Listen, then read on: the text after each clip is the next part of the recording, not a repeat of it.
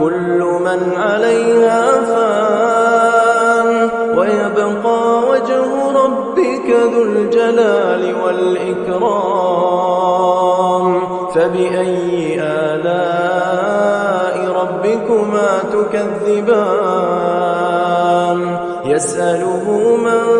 في السماوات والأرض كل يوم هو في شأن فبأي آلاء ربكما تكذبان سنفرغ لكم أيها الثقلان فبأي آلاء ربكما تكذبان يا معشر الجن والإنس إن استطعتم أن تنفذوا من أقطار السماوات والأرض فانفذوا لا تنفذون إلا بسلطان فبأي آلاء ربكما تكذبان يرسل عليكما شواظ من نار ونحاس فلا تنتصران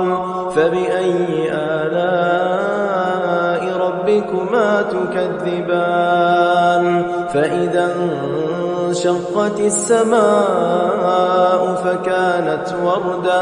فكانت وردة كالدهان فبأي آلاء ربكما تكذبان فيومئذ لا يسأل عن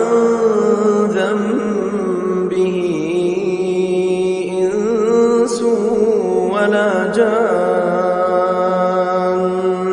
فبأي آلاء ربكما تكذبان يعرف المجرمون بسيماهم فيؤخذ بالنواصي والأقدام فبأي آلاء ربكما تكذبان هذه جهنم التي يكذب بها المجرمون يطوفون بينها وبين حميم آن فبأي آلاء